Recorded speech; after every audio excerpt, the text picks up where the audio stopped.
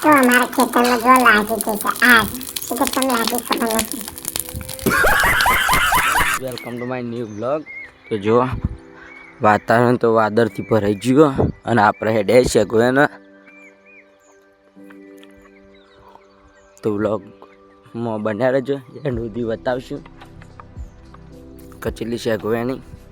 Guys આપણે તો શેગો વેણી રહ્યા. આજ તો વહેલા થોડો 4 હતા એટલે વેણી રહ્યા. એક જબલા જેવી થઈ અને હાલ તો એ તમે બેઠા. હવે જવું છે ઘેર આવી જાય અને આવ્યું જો શેગો જબલું. તો ગાઈસ આજ તો છે પાણીનો વારો. તો આપણે હેડે છે ડોમાં બદલવા.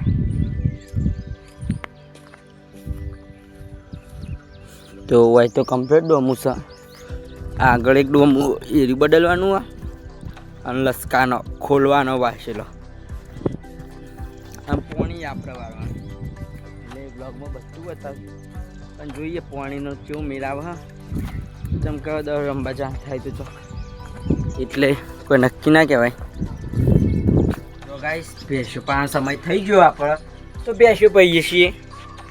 આયરેન બાપ દાદાનો ધંધો એ છે એટલે એ જ કરવું પડે. બીજું તો કોઈ કામ છે નહીં. એટલે હાલ તો ભેંસો પહીએ છીએ. જો બે હંગાત પીવું.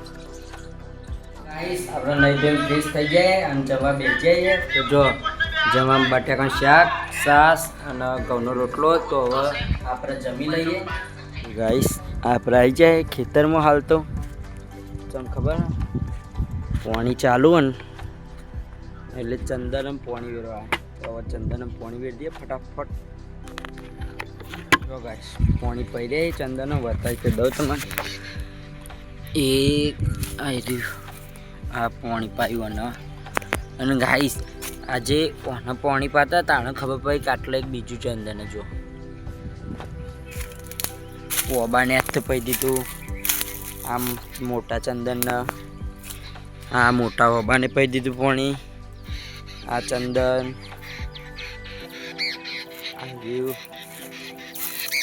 આ નેનું રહ્યું. આ મોટા ઓબાને પડી દીધું પાણી. તો અકણ છે ને એવું હુકાઈ ગયું સારું ચંદન. ઓબો છે પણ એને પાણી પી દીધું. તો હવે આપણે જઈએ છીએ ઘર બાજુ. જેમ કે લસકામે પાણી ભરવાનું છે. તો ગાઈસ આપણે આવી જાય લસકાવાળા હેતમ. મમ્મી લસકો વાટ તો અકણ જો દીતવા આગળ સાફ સફાઈ થાય અને મારા પપ્પા પાણી વાળા ખેતરમાં. જો હાલ તો ચાલુ સાફ સફાઈ એટલે એંડા બેંડા બધું બાળી કૂટે ભડકા કરી જાય.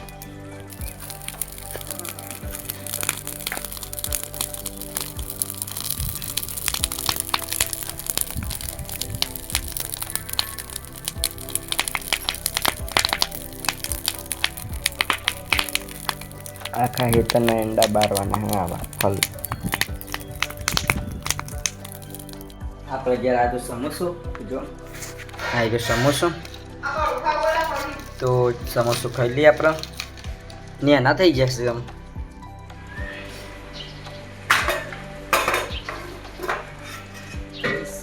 હવે ઊંઘવાનો સમય થઈ ગયો.